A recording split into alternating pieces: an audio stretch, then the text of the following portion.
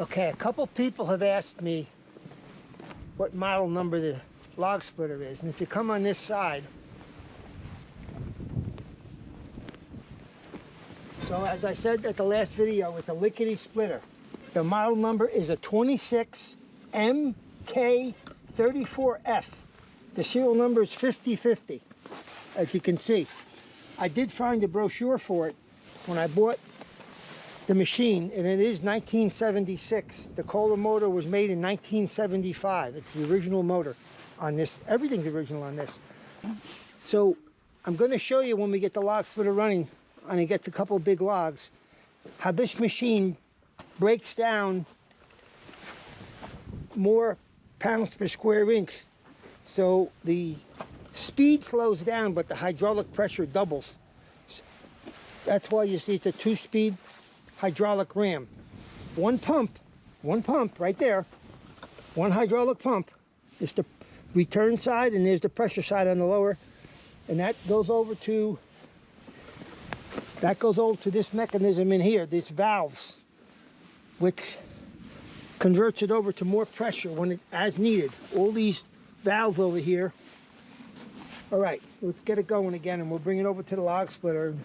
I'll show you how it works. So you can adjust the length of stroke from the other side over here. There's a rod, or this handle here, trigger, pushes this off so it returns automatically.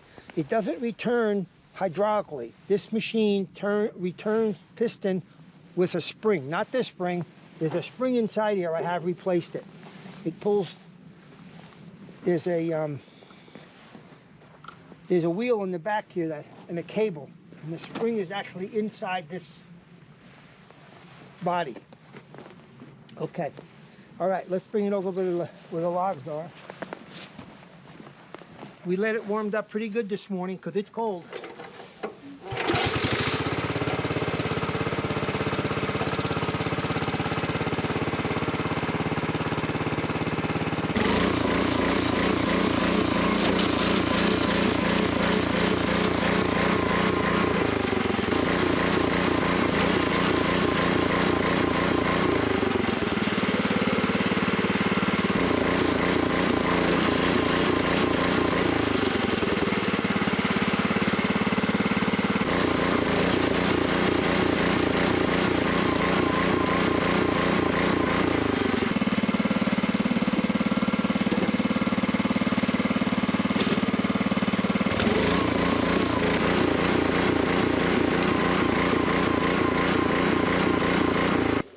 So that's about a 10-inch ash log.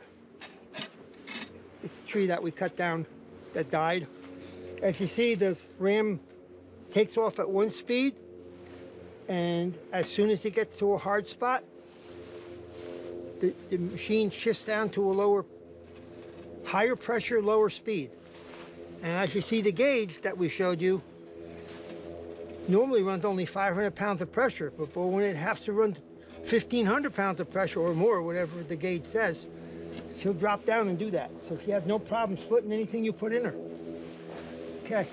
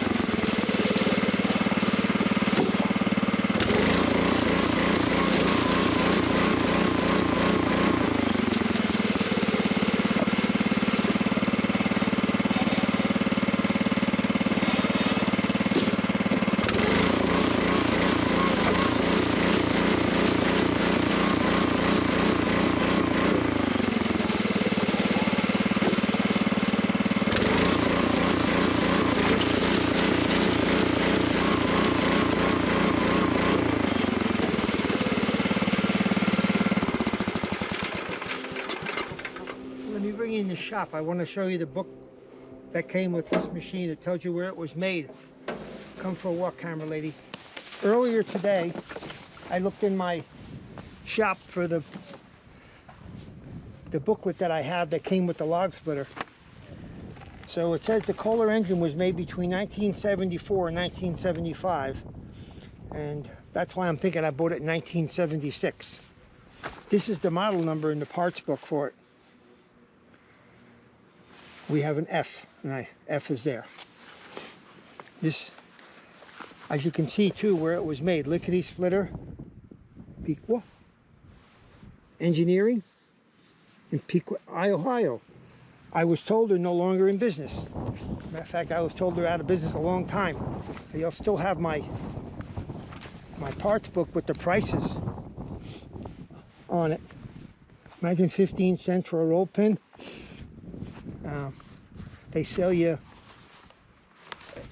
at one time they sold you every part. I mean, they sold everything. A very good parts book. This is the one that has an electric motor on it. If you want an electric motor, pump, filter, oil lines. Guess that's a different model number. 3-phase, I just seen it. I guess if you're working inside a building, it just said 3-phase, 5 horsepower motor. And this tells you all the parts in it. Quite obviously, it looks like I never sent in my warranty paper. For whatever reason, I don't know. And the rest of it is some updates. The new splitter, domestic use, usually assembled. Now, I bought it from a company called Cardwell Tractor. They were on Route 46 in Fairfield, New Jersey. They were a Ford tractor dealer. They sold a lot of backhoes and wheel loaders, farm tractors. And when I walked in here one day, because I have an old 9N that I rebuilt, it's in the barn, they had this log splitter there, and I just fell in love with it. So, to say I've been using it for years. This is a good parts book. I was told there's actually a collector's club for Lickity splitters. Any parts I need now I have to make.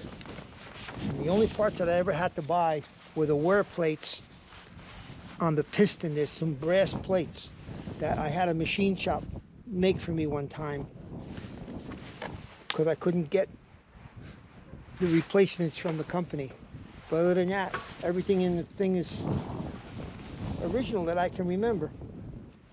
All right, let's go back and split some more firewood. How much did you pay for it? You know, racking my brain thinking about that.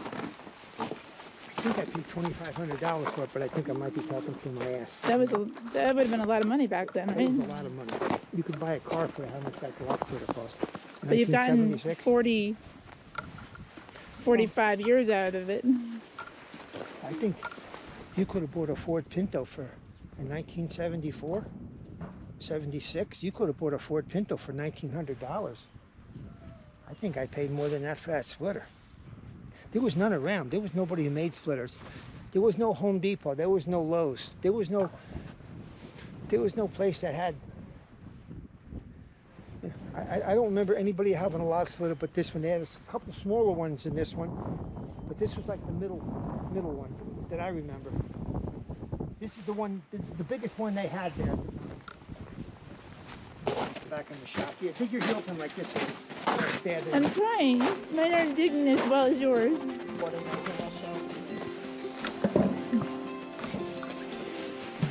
The wood split's nice when it's very cold out. I think it's 28 degrees today. The wood split's better when it's cold, I think. I kind of like it. That's all. As you can see, my crates that I make just out of stuff I have laying around. I don't buy anything, just stuff I have laying around. Try to make them as big as possible, 4x4x4, so they end up being like a half a cord of wood stacked. They're all a little bit different. It depends what I have laying down the back, what my son brings me up.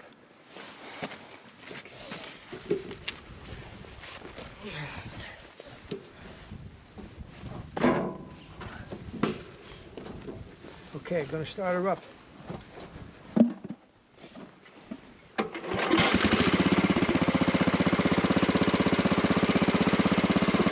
How many 40-year-old machines start with one pull? My right hand, left hand starts up.